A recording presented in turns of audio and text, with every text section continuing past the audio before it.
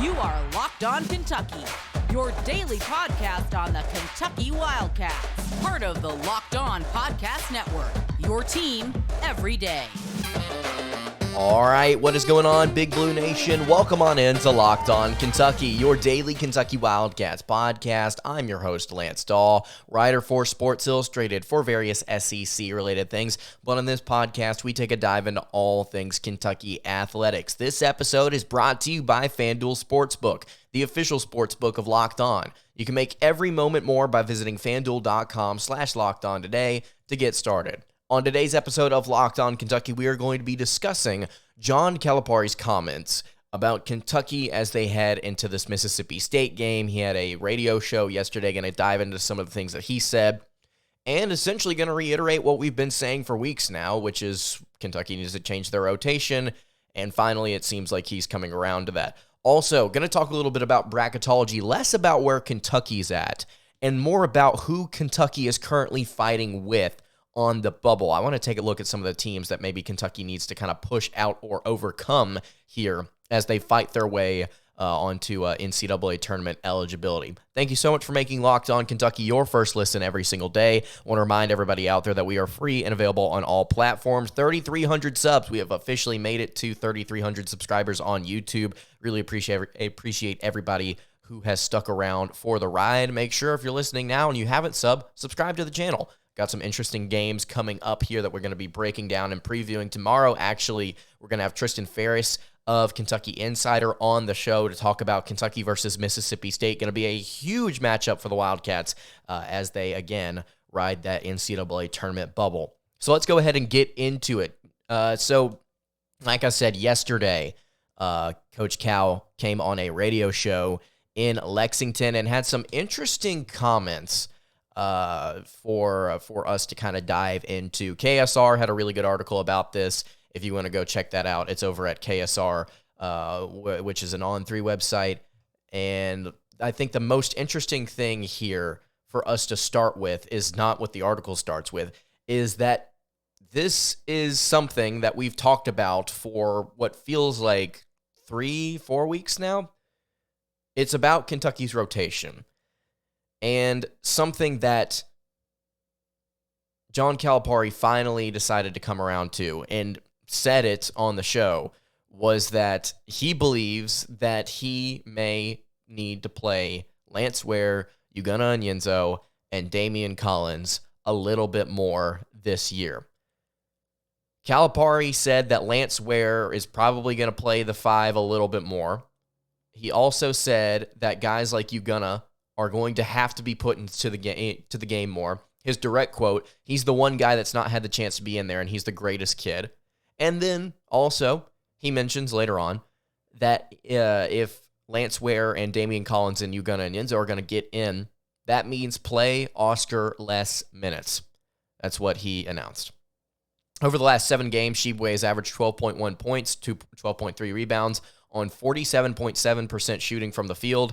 And the 16 games prior, he averaged 17 points, 13.8 rebounds on 58% overall shooting. So, guys, guess what? The coach is finally deciding, I think about 5 games too late, that Oscar Tshiebwe needs to be kind of trimmed in terms of what he does for his minutes. I think he needs to have his minutes trimmed. And I said on a few shows ago, I think he needs to be benched. That's still my stance. I don't think the coach is ever going to do that. I don't think Cal's ever going to do that. But I do believe that Oscar Tshiebwe just simply needs to play less because of how poorly he's played on the defensive end. And then also at the same time, you know, how Ugonna Onyenso and Daimion Collins have played, statistically at least, during their limited action. I think it's pretty clear at this point that Kentucky can't protect the rim, at least consistently. And so I've said on this show for weeks that they've got to try new stuff. And even Cal said, you know, putting Lance Ware in is going to mix things up. He's going to be physical. If he mentioned the fact that Ugonna is the one guy that's not had the chance to be in there and he's the greatest kid, what I don't understand, if he's the greatest kid and he hasn't gotten a chance and our rim protection's bad, why hasn't he been put in before this? Why are we just now deciding, hey, guys, maybe we should play Ugonna Onyenso? I understand that he's been hurt, but Cal's talking about him like he's just perfectly fine. He's not played in games.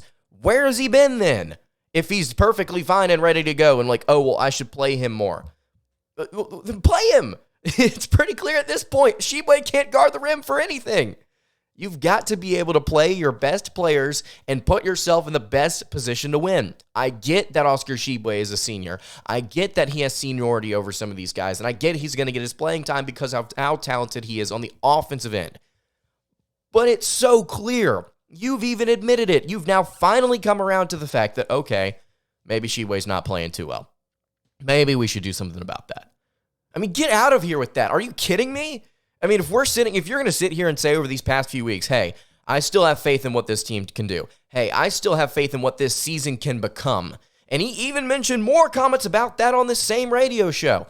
Why have you not been making that adjustment then? What is going on in this Kentucky locker room? I have no idea what could possibly be happening. But it seems to me, and this is something we talked about, we haven't talked about it in weeks, this seems like something's going on. It seems like something's up, and I don't understand it. I don't get it. Something has to be going on within that locker room with either the assistant coaches, with the players, with John Calipari himself. I don't get what's going on. Because if there was nothing going on, it was perfectly fine, this adjustment would have been made games ago. Daimion Collins would have gotten in games ago. Lance Ware would be playing a little bit more. Ugonna Onyenso, if he's healthy, which I guess he is, he should have been playing. He should have been playing this entire season whenever he wasn't healthy. I mean, I am just blown away by this comment. I'm just blown away. Finally, as you approach the most important stretch of your entire season, arguably the most important game, it's like, oh yeah, I guess we should finally start doing that. You wouldn't be in this position if you had just made the adjustment earlier. I fully believe that Kentucky would have won a couple of games that they had not if they had decided to make this change. Would they have beaten Arkansas? No, but at least there would have been a little bit closer of an effort, I believe. Changes should have been made earlier. I am shocked by this comment. Shocked that this is finally when we're coming around to it. And hopefully, this is not just a thing where he just says it, and then we roll on to it. The other thing I wanted to get to, and again, this is in the article written by KSR, Calipari compared the team to North Carolina from a year ago. And this was the quote. He said, quote, North Carolina was in the same position we're in with 5 games to go. North Carolina went on a little mini run at the end. With 5 games to go, they were done. We don't have to win every game out, but we've got to win a bunch of these. And something that KSR notes that I have been talking about for goodness knows how long, Kentucky has 4 more Quad 1 opportunities left on the schedule and 1 more Quad 2 game on the road. Plenty of chances to beef up the resume. So, for the 100th time, let's go back to what we've been talking about here.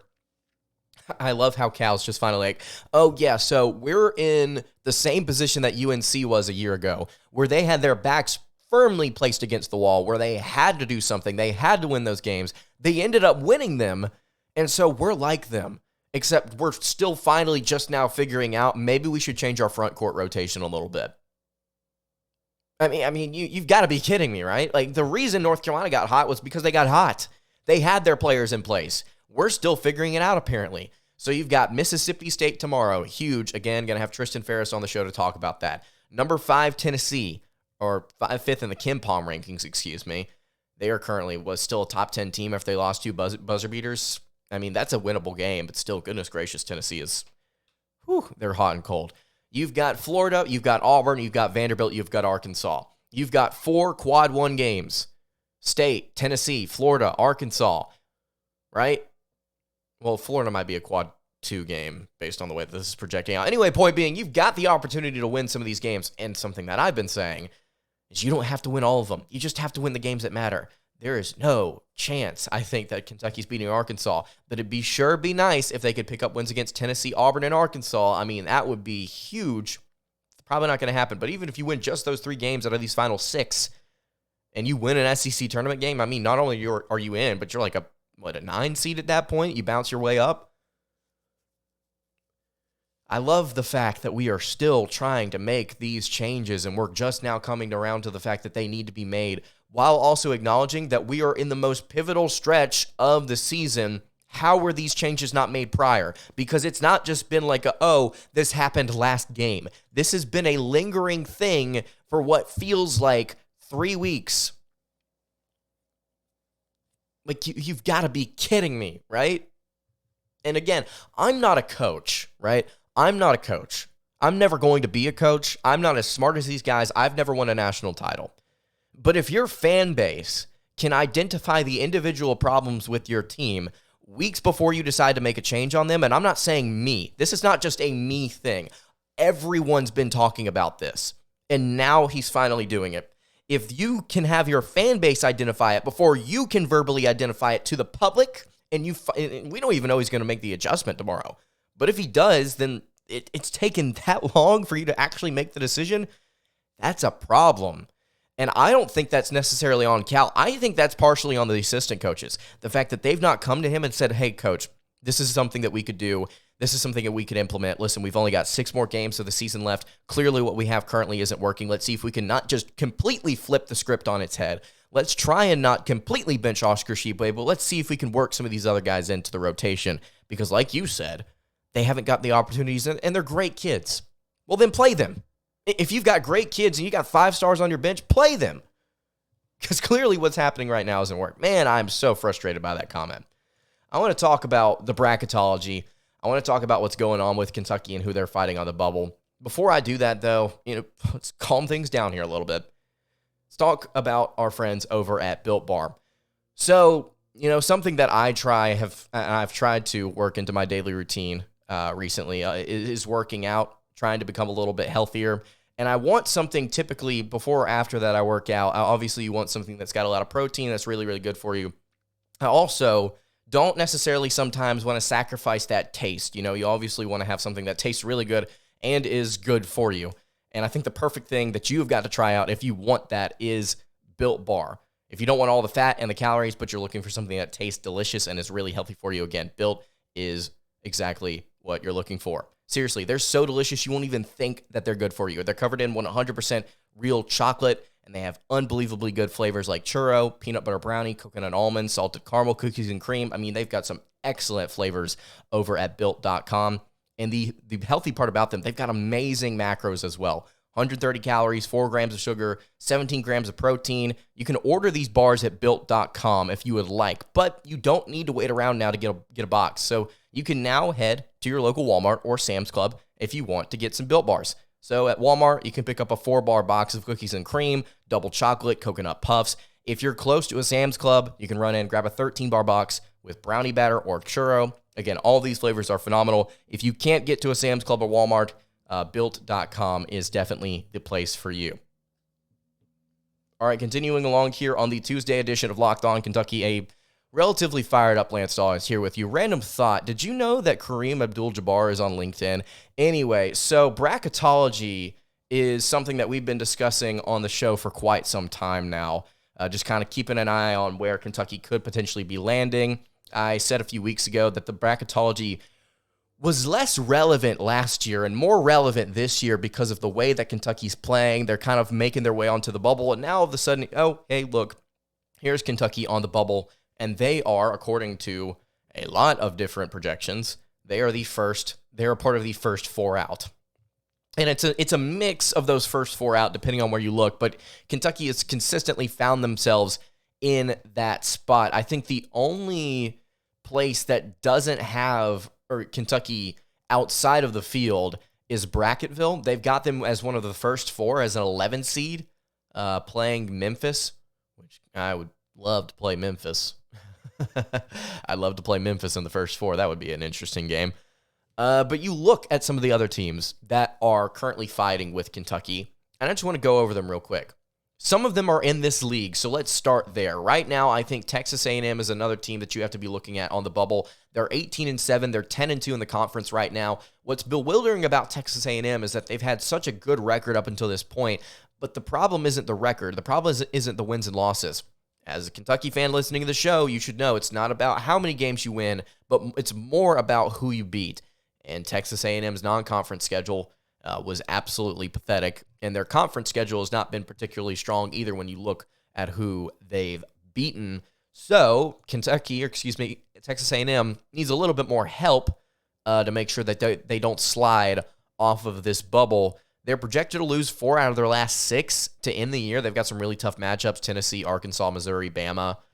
So it's going to be interesting to see how A&M finishes. But that's another team that Kentucky is currently fighting right now. And then obviously the big game tomorrow, Mississippi State is going to be another team that the Wildcats are fighting with. They're 5 spots higher than on the net. They're 4 spots higher on KenPom. They have a worse BPI, and they have a worse KPI. But I think that the strength of schedule is comparable, very similar overall in terms of what they've done at the Quad 3, Quad 4 levels. But the fact that Kentucky has 2 less Quad 1 victories is really detrimental to the Wildcats. And this is the game. I mean, this is the game that could completely push Kentucky out of the NCAA tournament tomorrow on February 15th. This is going to be a massive one. If you want to hear a breakdown of that game tomorrow morning, we're going to have a preview with Tristan Varys of Kentucky Insider and a Sea of Blue on to talk about that game, just kind of preview the matchup. It's going to be a full show with me and Ferris, so make sure you are subscribed wherever you're listening to catch that. But yeah, Mississippi State's another team. North Carolina is also a team that's right there in terms of net. They're a little bit higher in the KenPom rankings, and they are 0-9 against their Quad 1 opponents. The only thing that I think could legitimately save North Carolina at this point is finding a couple of really good wins here. They've got a couple of really tough opponents to play in Virginia and Duke to wrap up this season. But man, I don't know if North Carolina is going to be able to get there. This is wild to think, I think, as a whole, when you step back and look at what they did last year, heading into this year, projections and all that good stuff. The fact that they've fallen off this hard. But if you'll go back to the very beginning of the season, when the AP Top 25 poll was released and North Carolina was ranked as the preseason number 1 team, if you were listening to this show, you know that I was sitting here saying that I didn't necessarily believe that North Carolina was as good as their number 1 ranking suggested, because of the fact that last year was a little bit fluky. It's very similar to a team that you know in this conference that has gotten pretty arrogant, the Auburn Tigers. After they had their 2019 run, a lot of people don't realize just how bad that team was sliding before they all of a sudden flipped the script and just completely turned things around and got really hot shooting the basketball. I think it was similar to North Carolina last year. I mean, last year they had a little bit of a down stretch there closer towards the end. They lost a few games at one point. They were 16-7, 8-4 in the league. And then they got really hot. They won their last 5 straight. Then they beat Virginia in the ACC tournament. They lost to Virginia Tech. And then they entered the tournament as an 8 seed, and they just started shooting well. That was just kind of how it was. It's just essentially some of the same players from last year. They've got Leaky Black, Caleb Love, RJ Davis, Armando Bacot is here. Pete Nance is somebody that transferred in that everybody expected a lot of. Hasn't been phenomenal this year, but he's been good. So it's definitely comparable to what they were last season, I think, North Carolina. Now they need to pick up some wins. They need to get hot here. I don't know if necessarily they're going to. And do they surpass somebody like Kentucky if Kentucky also keeps winning? I doubt it. I genuinely doubt it. Oregon, USC, 2 Pac-12 teams that are currently kind of scraping along there for a shot at the NCAA tournament. If anything, and I mean if anything for Oregon, I think they're going to find their way into the first 4, to be completely honest with you. They're going to win some games here to wrap things up. I mean, they've got a really weak end to this slate. So they're going to pick up some wins here to wrap things up. But I don't see Oregon being a big challenge. And if Kentucky were to play them, it might be a matchup issue because of how tall they are, but I'm not afraid of Oregon right now if we're talking about other teams that are on the bubble. And then the final 2, I guess I wanted to kind of discuss here, and I hope that this is as interesting of a topic to you guys as it is to me, because I think it's relevant what the Wildcats do, but it's also relevant what some of these other teams do, because Kentucky could finish and take care of business. They could finish solid and just kind of, win 3 of their last 5, pick up a couple solid wins, pick up a win in the SEC tournament, but all of a sudden, they get bounced out because all these other teams have great success. Clemson and Wisconsin are 2 teams that I think we also need to be paying attention to. Clemson is really interesting because they started the year off so strong, and they started the year off really strong, if I'm not mistaken, whenever they were playing strong in the ACC, at least with their slate. They started off 10-1. They've lost their last 3. And I'm curious to see how they end up wrapping up this season. Same for Wisconsin, who has consistently been like that either somewhere between a 3 or a 10 seed for what feels like forever. They're 14-10 right now. Their last 2 games have gone to overtime. They started the year off 11-2, and they have since lost. I can't even count it up. Let's see, that's 6, 7, 8. 8 of their last 11. They've lost 8 of their last 11. They are now 6-8 in the Big Ten. And some really tough games coming up as well. They got to play Purdue, Iowa, Rutgers. I mean, this is not going to be some type of cop-out. So those teams, I think right now you have to look at, as well as maybe Seton Hall, Wake Forest. Those are other teams that you have to keep an eye on. We're going to be previewing these teams, because they may, honestly, depending on how things shake out, they may end up being somebody Kentucky plays in the tournament. There's also a world where Kentucky plays Duke in the NCAA tournament, but I don't want to get to that right now. So that's my thought on that. If you've got any thought about where Kentucky is in the bracketology, where you think they're going to finish, where you think they're going to end up playing, who you think they're going to end up playing, you can leave that all in the YouTube comments below. If you have any thoughts on what Cal said about the team, about the fact that he hasn't been playing people that he should be, you can leave all of that in the YouTube comments as well. That's going to do it for today's episode of Locked On Kentucky. You can follow the show on Twitter at LockedOnUK. You can follow me on Twitter at LanceDawe_, and you can follow the show over on Instagram. That is at Kentucky Podcast. Questions, comments, concerns, leave them in the YouTube comments. Hit me on the socials. I will see you all tomorrow. A preview of Kentucky versus Mississippi State with Tristan Ferris coming up. Hope you guys have a great rest of your day, and God bless.